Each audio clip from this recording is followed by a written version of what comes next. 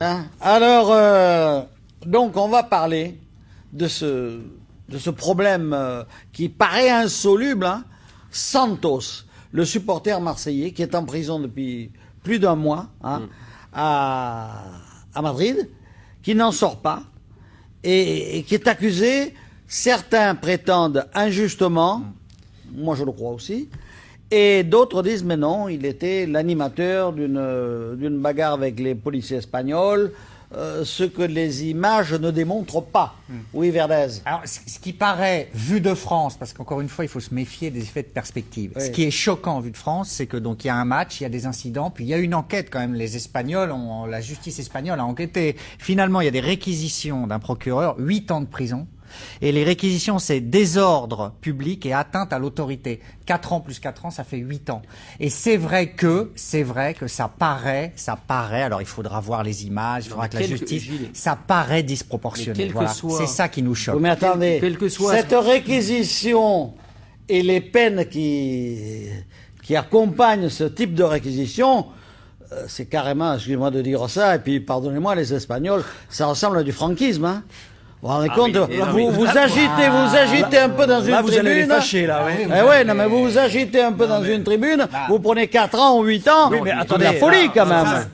Ça serait beau s'ils manifestaient la même intransigeance avec les cris racistes, avec les supporters qui sont lamentables à ce niveau-là. Là, on les voit pas réagir, quand même. Alors, 8 ans pour ce qu'a fait ce garçon. Apparemment, il n'a pas fait grand-chose. C'est vraiment scandaleux, effectivement.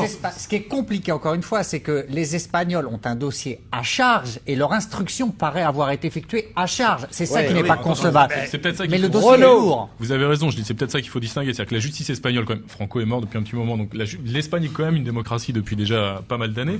Donc la justice espagnole en tant que telle est démocratique, mais on est peut-être tombé, c'est possible, sur un procureur particulièrement incompétent, fascistoïde. Ça c'est possible, ça existe aussi. Alors l'excuse, éventuellement supporter du PSG. L'excuse est la suivante, c'est que Santos est allé là-bas, enfin l'excuse, la justification de ces peines, c'est que Santos est allé là-bas, il est franco-espagnol, hein, mais il y est allé avec son passeport espagnol. Donc il s'est fait attraper par la police, il a présenté son passeport espagnol, et on lui a répondu, mais attention, il n'y a pas de garantie de représentation dans votre cas, parce que vous n'avez pas de domicile en Espagne, et pas de travail. Donc on vous garde en prison. Mais ce qu'il faut quand même savoir, il faut connaître la genèse quand même de l'affaire. C'est-à-dire que le Santos, au départ, bon, il est avec le groupe de supporters. Visiblement, il y a peut-être une altercation ou pas avec les policiers, mais il a le temps. Il y a altercation manifestement. Oui, non, mais je suis d'accord. Non, mais qui en est à l'origine? Est-ce que les policiers l'ont provoqué ou est-ce qu'il l'a provoqué lui-même? C'est qu'après, il est parti dans le bus des supporters, et c'est au moment où il était dans le bus des supporters, 2 heures après le match, qu'il a été pris. Voilà. Vous voyez. Et alors, moi, ce qu'on dit côté marseillais, hein, c'est Pape Diouf qui m'a dit ça, c'est que lui a montré sa carte d'identité espagnole pour montrer aux policiers au départ qu'il pouvait un peu servir entre guillemets d'interprète. Et moi, j'ai vu des vidéos, on le voit effectivement en train d'essayer de séparer des gens. Mais je l'innocente pas, moi, je n'en sais rien. Mais voilà, ce sont des faits.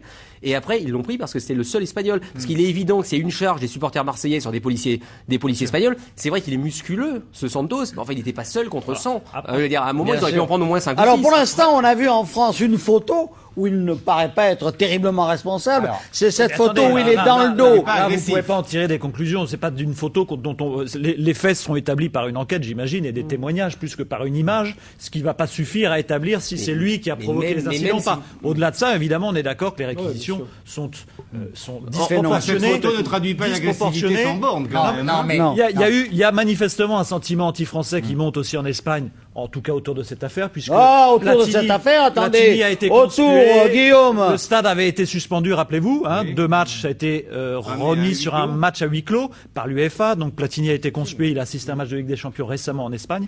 Donc il y a une sorte de sentiment qui peut-être a poussé le procureur à aller plus loin. Vous êtes allé à Madrid quelquefois. Bien sûr. Vous êtes allé au Prado. Bien sûr, très belle. Vous avez vu? Très beau musée. 13 de mayo. 13 de mayo. 13 de mayo. Napoléon qui fait fusiller les Espagnols. Et ça, en Espagne, on n'a jamais oublié l'invasion napoléonienne. Et ils nous en tiennent rigueur, même maintenant. Mais dans l'esprit, on n'aime pas les Français. Et on a peut-être raison par rapport à Napoléon. Ils s'en souviennent pas tous. Ils sont très forts. Comment?